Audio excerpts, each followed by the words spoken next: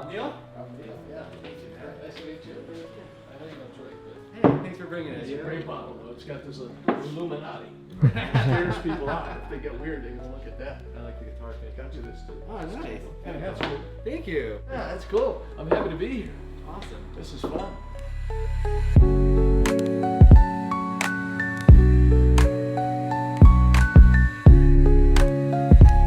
I love vinyl.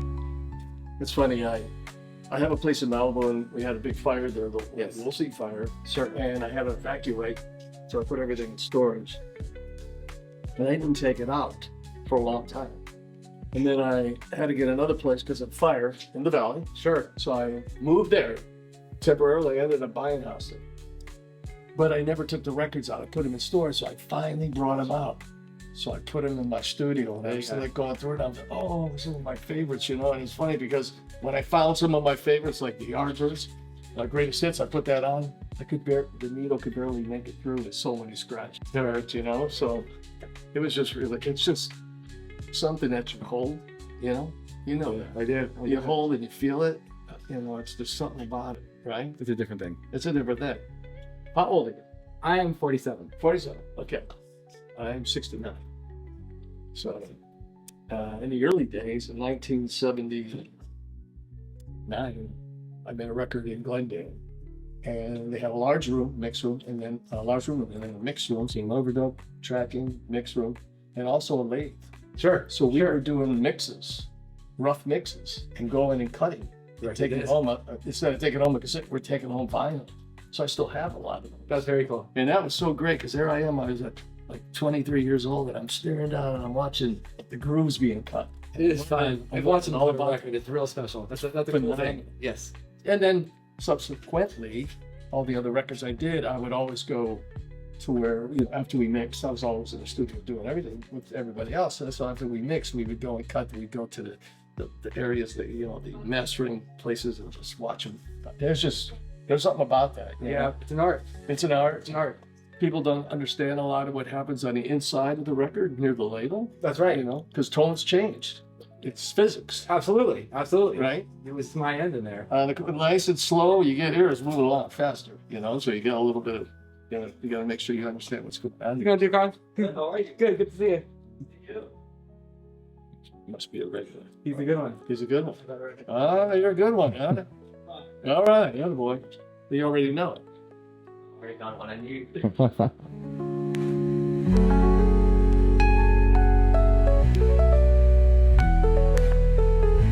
I like what he said, you know, when he came in, because he got it. It's what he needed. It's not what he wanted and what he needed, because that's what Steve Jobs said. Don't give them what they want, give them what they need. And you got what you needed. I did. You did, yeah. Very happy about it too. You're happy about it. We try to make it happen. Yeah. So yeah, look at your place. What you got, man? You know, this You is just a got mural stopped. done by my friend Josh. He grew up in the area. I like he did our that. first mural at Chatsworth. It was more Chatsworth themed, so I had him do some Granada ideas into this.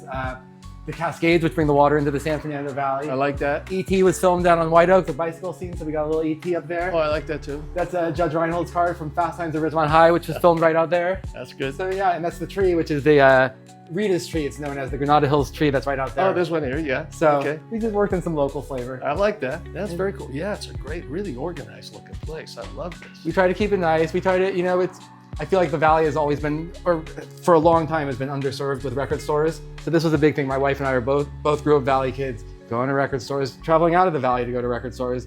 And we wanted to bring one here that was, you know, a really nice place to be. Yeah. So that's the whole goal. But the organization of it is phenomenal. We I do gotta our tell you. best. Yeah, it must be somewhere a Virgo is in the, somebody has to be a Virgo. I know a few, let's put it that way. Yeah, okay, you know a few, just by I was association. raised by one. Yeah, there you go. I thought I saw in a picture you had a 13th floor elevator out. We might have a 13th floor elevator. Oh. Let's go take a look.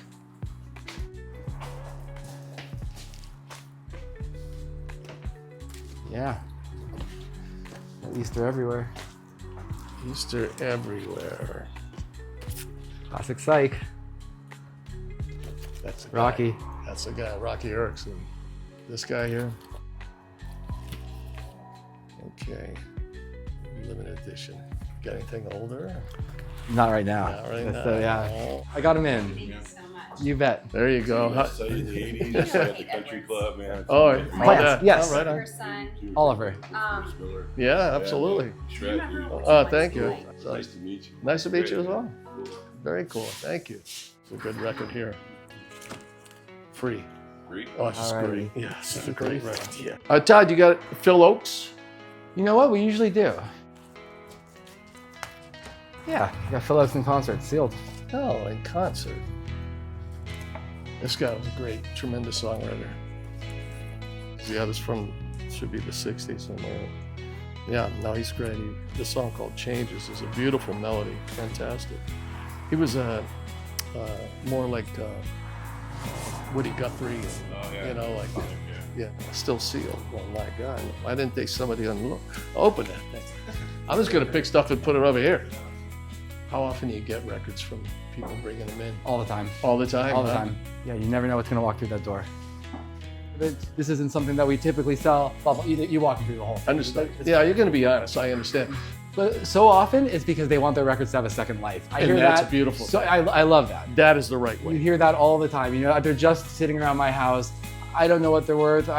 But it's most important to me that these records get played. I love And I that. love to see that. Yeah. I love that. I do that with guitars too. I love that. Because, you know, what's it going to do? So you're going to keep it in a vault somewhere where you can't give it to somebody who could really have the spirit of it? That's right. Because they live, right? They have this living thing. It's like It's not an investment item. I It's mean, like it can whiskey, be, too. for sure. But, you know, that's not what they're for. That's Yeah, their- there's other ways to invest. You know, Correct. a record or a guitar, like you said, it has some life. it has life. It needs to be played. You know, if you're not playing it, pass it on. You know. How about Yardbirds? We might have some Yardbirds out there. Great. Oh yeah, Rave Up and Yardbirds featuring Clapton. Oh yeah, there it is. Favorite band. One of my favorite bands. Awesome. The best. Gonna have a look. No. Just great that they really took the American blues, you know, harmonica, you know, deep South Mississippi thing and put it into their UK blues, what they did, rock, right? Their blues rock. But they did a really great job. Great guitar playing. Great guitar playing. In the 60s. Yeah, Jimmy Page, Jeff Beck, Eric Clapton, they all played in the band. Yeah, that's a good one. Yeah. That's a good one. What are some of your favorite albums? You know, when I put them out again, I started looking at them, right? I'd say favorite bands, you know, like King Crimson, I love. Sure. Because I love Bill Bruford and I just, you know, Robert Fripp. I really liked them as a kid. I loved them a lot. Elvis Presley, Heartbreak Hotel.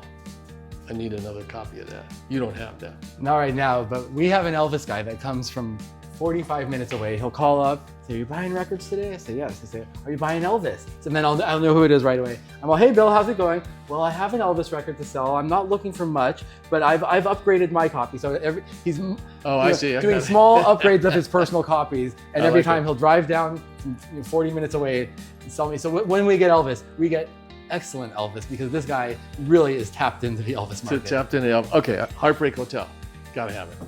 Gotta have another copy of that. So. One of these days. Okay, if it comes in, you track me down. Tell Bill it's sold through you. That's right. But yeah, I'm just trying to think. Oh, you know, of all the records I got more Miles Davis records Sure. than anything. Sure. And I had no idea. I would just always buy Miles Davis records. I love them. Same. Yeah. Love them. All right. Well, it's a pleasure doing business with you there, Todd. Very good luck in your future spinning and achieving and selling and making people happy. We're doing our best. Yeah, you're doing it right.